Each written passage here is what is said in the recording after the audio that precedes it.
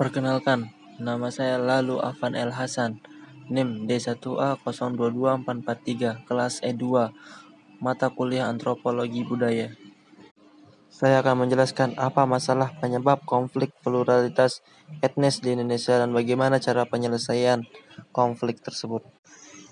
Beberapa kasus konflik etnik yang terjadi di beberapa tempat di tanah air telah menyadarkan kita tentang pentingnya upaya memperkuat wawasan kebangsaan guna mencegah terjadinya proses disintegrasi.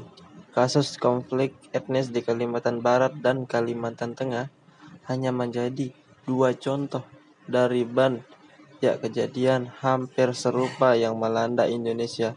Arus pengungsian massal etnis Madura yang diusir dari Kelteng telah membentuk sebuah gejala tertentu dari kegagalan bagi bangsa Indonesia untuk sempatkan konteks wilayah tanah air yang terbuka luas untuk dihuni dan dikembangkan oleh setiap warganya. Konflik etnis ternyata telah berlangsung dalam kurun waktu yang panjang dan cenderung berlarut-larut di tengah segala keterbatasan pemerintah untuk menanganinya secara tuntas.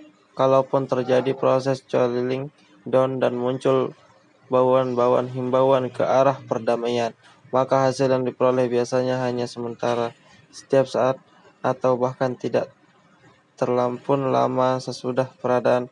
Ketegangan akibat konflik diciptakan maka pada tempo yang tidak terlalu lama, kerusuhan bernuansa etnis dapat terjadi berkembang meluas wilayah pertikaiannya.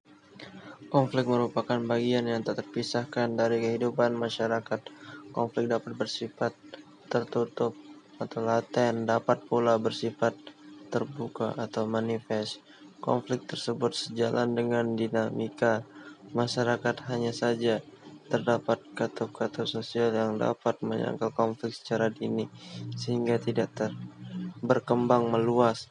Namun ada pula faktor-faktor dalam masyarakat yang mudah menyulut konflik menjadi berkobar sedemikian besar sehingga memporak-porandakan rumah, harta, benda lain dan mungkin juga penghuni sistem sosial tersebut secara keseluruhan. Dalam suasana sistem sosial masyarakat Indonesia yang sangat rentan terhadap berbagai gejolak ini, sedikit pemicu saja sudah cukup menyebabkan berbagai konflik sosial.